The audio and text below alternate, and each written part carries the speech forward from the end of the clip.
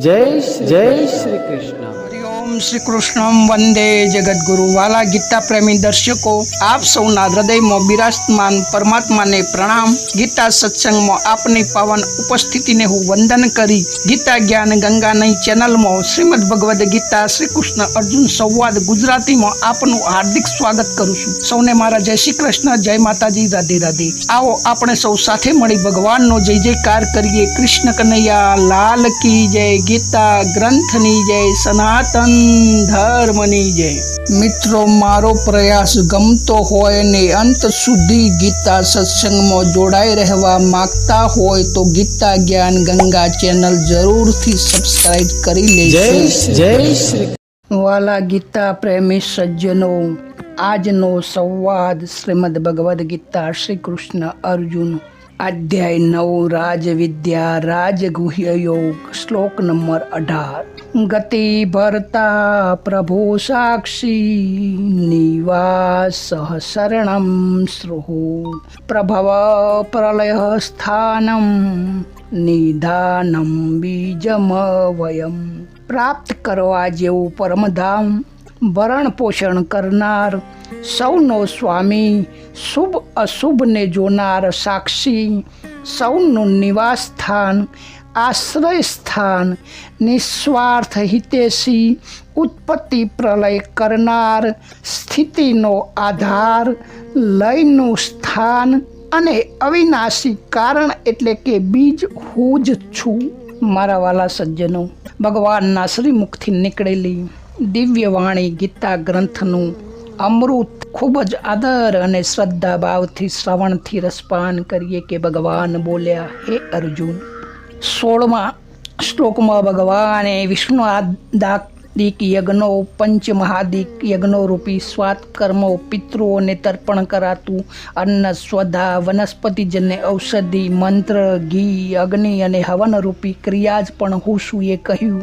17મા શ્લોકમાં સંપૂર્ણ જગતનો દાતા એટલે કે ધારણ, પોષણ અને રક્ષણ કરનાર તથા સર્વ કર્મને ફળ આપનાર પિતા, માતા, પિતામહ જાણવા યોગ પવિત્ર ઓમકાર તેમજ ઋગ્વેદ, સામવેદ અને યજુર્વેદ પણ હું છું એમ કહ્યું। અને આ 18મા અધ્યાયમાં ભગવાન કહે છે કે પ્રાપ્ત કરવા જેવું પરમધામ, ગતિ ભરતા પ્રભુ સાક્ષી નિવાસમ શરણમ સ્રુહોત, પ્રભવ પ્રલય સ્થાનમ નિધાનમ બીજમવયમ। એટલે કે પ્રાણીઓ માટે જે કંઈ પણ સર્વોપરી વસ્તુ છે, પ્રાપ્ત કરવા વાળું તત્વ છે, જે ગતિ સ્વરૂપ છે, તે જ હું છું। મારાથી વધીને બીજું કશું જ પ્રાપ્ત કરવાનું હોતું જ નથી। મારાથી અન્ય કશું જ પ્રાપ્ત કરવા વાળી વસ્તુ છે જ નહીં। સંસારનું ભરણ પોષણ કરવા વાળો ભરતા અને સંસારનો માલિક પ્રભુ હું જ છું। સર્વકાળમાં સર્વને સારી રીતે જાણવા વાળો એટલે કે સાક્ષી પણ હું છું અને મારા જ અંશ હોવાથી બધા જ જીવ સ્વરૂપથી નિત્ય નિરંતર મારા જ મોજ રહેશે એટલે કે એ બધાનું નિવાસ સ્થાન પણ હું જ છું। અને જેનો આશ્રય લેવામાં આવે છે તે શરણ એટલે કે શરણાગત વત્સલ પણ હું છું। અર્થાત સર્વ પ્રાણી માત્રનું હિત કરવા વાળો, હિત ઈચ્છવા વાળો સુહૃદ એટલે કે હિતેશી પણ હું જ છું।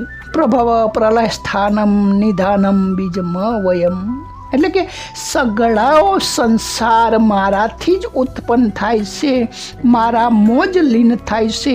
એટલા માટે જ હું પ્રભવ અને પ્રલય એટલે કે ઉત્પન્ન કરનાર અને લીન કરનાર હું છું। ગીતાના 7મા અધ્યાયનો આપણે 6થો શ્લોક જોઈ ગયા। મહાપ્રલય થતા પ્રકૃતિ સહિત સકળ સંસાર મારા મોજ રહે છે એટલે કે એટલા માટે હું સંસારનું સ્થાન છું। સ્થાન અર્થાત નિવાસ સ્થાન કે મહાસર્ગ અવસ્થામાં એટલે કે મહાપ્રલય વખતે સઘળા પ્રાણીઓ જેમાં લીન થઈ જાય છે, જેમાં નિવાસ કરે છે અને મહાપ્રલય અવસ્થામાં પ્રકૃતિ સકળ સંસાર સહિત જેમાં રહે છે તે સ્થાન છે। આ જ નિવાસ અને સ્થાનનો તફાવત છે. તો ભગવાને અહીં કહ્યું કે મહાપ્રલય થતાં પ્રકૃતિ સહિત સકળ સંસાર મારામાં જ રહેશે, એટલા માટે હું સંસારનું સ્થાન છું. સંસાર ચાહે સર્ગ અવસ્થામાં હોય, ચાહે પ્રલય અવસ્થામાં હોય કે ચાહે વર્તમાન અવસ્થામાં હોય, તે બધી જ અવસ્થામાં પ્રકૃતિ, સંસાર, જીવ તથા જે કંઈ પણ જોવા, સાંભળવા અને જાણવામાં આવે છે તે સગળું મારામાં જ રહે છે, મારાથી જ ઓતપ્રોત રહેશે, મારામાં જ વ્યાપક રહેશે અને હું એમનામાં વ્યાપક રહું છું, એટલા માટે હું નિધાન છું.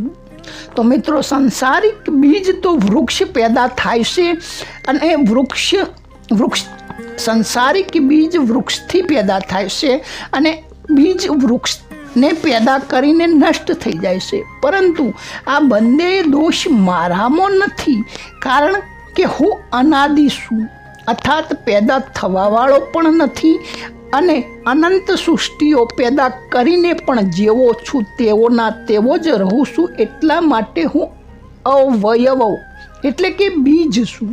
તો મિત્રો, ટૂંકમાં જોઈએ તો જેમ જ્ઞાનની દ્રષ્ટિએ ગુણોમાં જ વર્તી રહ્યા છે, ગુણેષુ વર્તતે, ગીતા અધ્યાય 3 આ 7મો શ્લોક 28, એવી જ રીતે ભક્તની દ્રષ્ટિએ ભગવાનની વસ્તુ જ ભગવાનને અર્પણ થઈ રહી છે. જેમ કોઈ ગંગાજળથી ગંગાજીનું પૂજન કરે, કોઈ દીપકથી સૂર્યદેવની પૂજા કરે, કોઈ પુષ્પથી પૃથ્વીની પૂજા કરે, એવી જ રીતે ભગવાનની જ વસ્તુથી ભગવાનનું પૂજન થઈ રહ્યું છે. એટલે તો સતશિષ્ય અને સાચો ભક્ત ભગવાનને એ જ પ્રાર્થના કરે છે કે હે પ્રભુ, હે ગુરુદેવ, તારું જ તને અર્પણ કરી રહ્યો છું, મારું કશું જ છે નહીં, તારું તું સ્વીકારી લેજે અને મને કૃતજ્ઞ કરજે, કારણ કે મારી પાસે આપવા માટે મારું પોતાનું તો કશું છે જ નહીં, જે પણ છે એ તારું જ છે અને તારું તને અર્પણ કરી રહ્યો છું.